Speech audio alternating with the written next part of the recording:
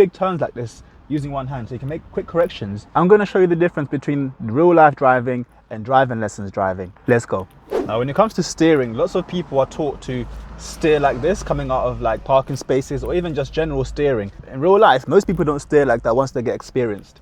Most people will use either one hand or do big turns with both hands. Let me show you, and they'll just steer like this. It's a lot easier.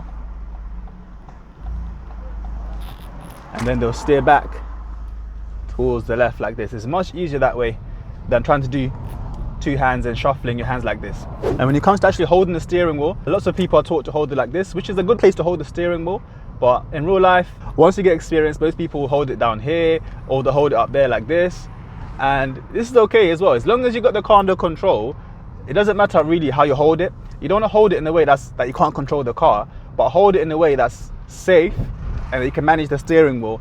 On your driving test, you can hold the steering wheel like this as well. It's not just about, you know, driving lessons. On the driving test itself, you can actually hold the steering wheel how you like. As long as you got the car under control, it's completely up to you how you hold it. And you're taught to look at your mirror when you go around obstacles like that. That's for good reason. It's not just for the test. I would always check my mirror before I move out towards the right or the left. If I'm on the driving lesson, or if I'm driving by myself, I'll still check the right mirror before going out towards the right. That way, it's going to be a lot safer. Coming up some traffic lights now, and in lessons you're taught to either stay in gear or gear down to 1 as you're approaching it, but most people in this situation, they'll just throw it into neutral and then brake like this, and then once they get to the lights, they'll just leave it with the car in neutral with the brake on, because if you come off the brake, sometimes if you're on a hill, the car will roll forward. But most people, even this person's got the brake lights on, and you're going to see the van, so now you see the car rolling forward. That's why you want to use the brakes as well, so that you don't roll forward. And then now it's just a matter of getting your car into gear and then moving on. And because learners can't do that easily or that quickly, I teach people to stay in first gear, so that way when it's time for you to move, you don't stress out. Because this is what happens with a lot of learners when they are new or they're not that experienced. If they leave the car in neutral, they will sometimes forget that it's in neutral, and then they'll take too long to get ready and then panic and then end up stalling the car or moving off too quick. So that's why I always teach people to stay in first gear. But when you're experienced, most people just throw it in neutral. Then when it's time for us to move, I can get into first, handbrake down, check my mirrors, and then move. So I'm going to position myself in this box here to turn. And then once I get a nice space, I'm going to make my move. So this car is turning, got a nice big space there. Now on the lessons or on the test, you might want to take a bit more time there to make sure that person's actually stopping. But most of the time in real driving, when people see that they've got a nice gap there, they'll take it. But if you're not confident to move the car off quickly and smoothly enough without stalling in the middle of that turn, just wait for a nice big gap and then make your turn. So right now I'm in second, going straight to first. So I know this bus is going to move soon, so there's no point throwing it into neutral. I just go into first and then bring the clutch up smoothly. And then once I've moved off enough, into second. And then here, because I will need to go back into 1 again. Some people just throw it into neutral like this, roll forward a bit, and then go into first. Or they might throw it back into second, depending on how fast they're going. You see a lot of people coasting when it comes to once they get their license. And me personally, I haven't got a big problem with coasting as long as it's controlled. Even on the test, I've talked to examiners before as well, and I've asked them about coasting and what they think about it and whether someone will fail or not. And the response that I always get is, if they control the car, you can't really fail because the car's still under control. But if you coast and then lose control, that's when you're going to fail. I'm looking at that light as well, looking at anyone coming down. There's a motorbike there that was hidden by the bus. That's why you always want to check before turning. So here this bus is pulling over, so I'm going to make myself lots of space, check my right mirror. No need to signal here, because everyone knows I'm going to go around the bus anyway. Then check my mirror back towards the left, and I've got a zebra crossing coming up.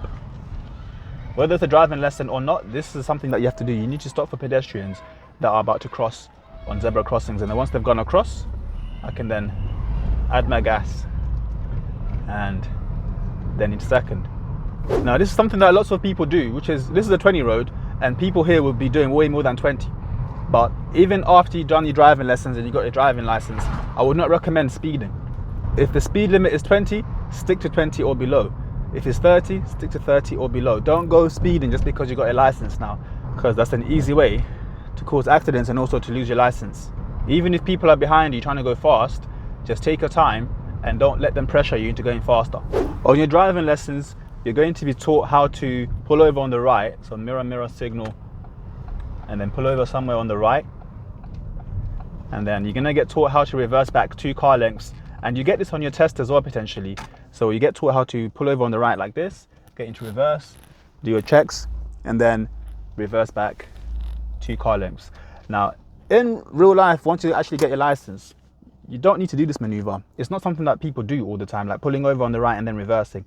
You might get in a situation where you got to pull over on the right and stop somewhere on the right, but most of the time, the reversing part is not really part of day-to-day driving. What I would learn as well on your driving lessons is how to do a turn in the road. So turning the car around when you are somewhere like here and you want to turn the car around. This is not done on the test anymore, but it's something that you do as a driver all the time. So I'll definitely practice this on your driving lessons with your instructor. This is something that is quite easy to do. You want to make sure you look around first of all, in first gear, and then as you're moving, do a big turn towards the right as much as you can until the balls can't turn anymore. And then go as much forward as you can to near the curb, get into reverse, look around again, and then do another big turn to the left, like this, all the way to the left, and do it really slowly while checking everywhere, making sure that you don't hit any trees or any lampposts behind you, and then you stop into first. This is really important now. Check here for anyone that's coming around here. If you don't look around, you can easily crash. So once I can see there's no one coming down here, I can then start moving slowly and then do another big turn towards the right, and then still doing it slowly. And once I'm here, check my mirrors again, make sure there's no one overtaking me, and then I add more gas.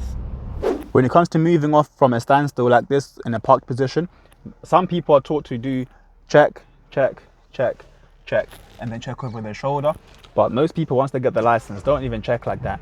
Most people just do a mirror check, and then drive on. I wouldn't do it like that. So I'll check my mirror on the center, check my right mirror, and then over my shoulder, and then move off. On your test, you can do it that way as well. You don't need to do like a full 360 check. You just check the center mirror, check the right mirror, and then over your right shoulder, and then move off.